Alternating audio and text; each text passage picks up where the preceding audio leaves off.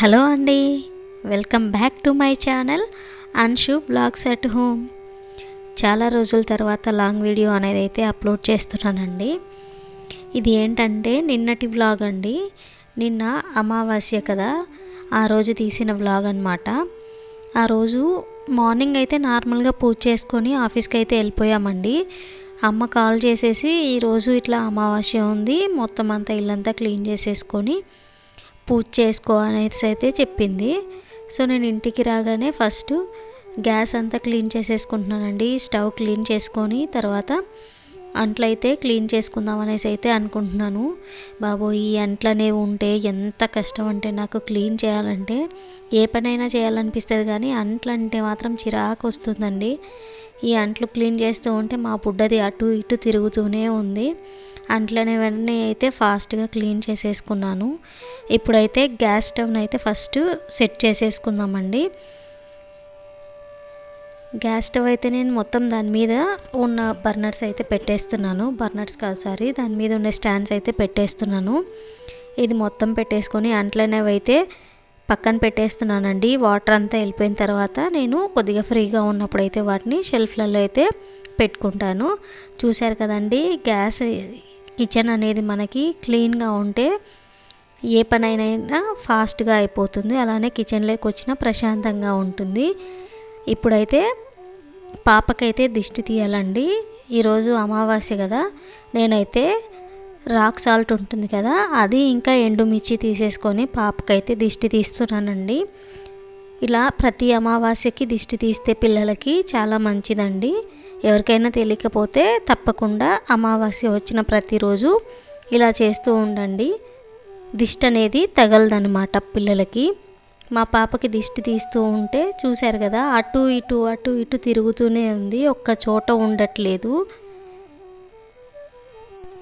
పిల్లలతో ఇలానే ఉంటుంది కదండి, వాళ్ళు మన మాట అస్సలు వినరు. చూశారు కదా, పాకుతూ అటు ఇటు తిరుగుతుంది. ఇది ఏంటంటే మా పాప ఏదైనా అక్కడ నించో అంటే కావాలని అక్కడ ఉండకుండా తిరుగుతూ ఉంటుంది. దిష్టి తీసాక ఆ సాల్ట్ని అయితే వాటర్లో అయితే కలిపేశాను.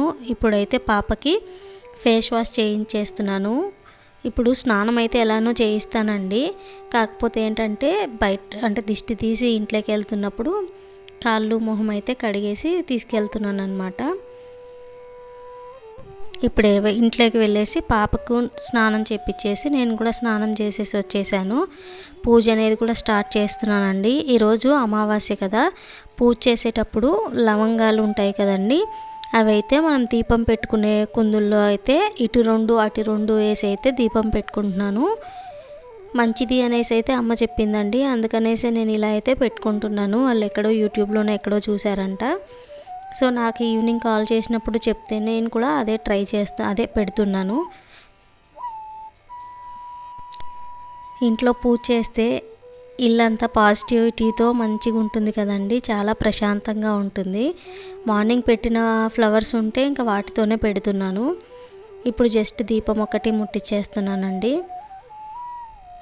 మీరు కనుక మన ఛానల్ని ఫస్ట్ టైం చూస్తున్నట్లయితే ప్లీజ్ సబ్స్క్రైబ్ చేసుకోండి, లైక్ చేయండి, అలానే షేర్ కూడా చేయండి. కొద్దిగా సపోర్ట్ అయితే ఇవ్వండి. ఇలాంటి మంచి మంచి వీడియోస్తో మీ ముందుకు వస్తూనే ఉంటాను. నా ఛానల్లో కుకింగ్ వీడియోస్ ఉంటాయి, బ్యూటీకి సంబంధించిన వీడియోస్ ఉంటాయి, ట్రావెలింగ్కి సంబంధించిన వీడియోస్ కూడా ఉంటాయండి. తప్పకుండా సబ్స్క్రైబ్ అయితే చేసుకోండి, మర్చిపోకండి.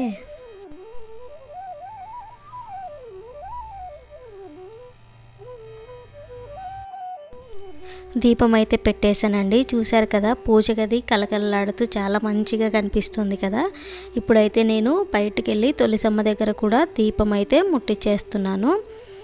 తులసమ్మ దగ్గర కూడా దీపం అయితే పెట్టేశానండి. ఇప్పుడైతే ఇంకో చిన్న పని అయితే ఉంది, ఇది కూడా అమ్మ చెప్పిందే అన్నమాట. ఇది ఏంటంటే ఒక వైట్ కలర్ కర్చీఫ్ తీసుకొని అందులోకి పచ్చకర్పూరం, చిన్న లవంగం మొక్క, వెల్లుల్లి, అలానే ఎండుమిర్చి, యాలకులు, ఇవి మొత్తం కలిపేసి ఒక వైట్ కలర్ కర్చీఫ్లో కానీ ఏదైనా క్లాత్లో కానీ చుట్టేసేసి దీన్ని మనము యూజ్ చేసే పసుపు పసుపు డబ్బాలకైతే వేసుకోవాలంటండి. ఆ పసుపునైతే ఎవరికి ఇవ్వకూడదంట, వంటకు మాత్రమే వాడాలంట. కర్చీఫ్ పెద్దదైపోయిందని నేనైతే దాన్ని కట్ చేసి ఇలా చేసేసి పసుపు డబ్బాలో అయితే పెడుతున్నాను.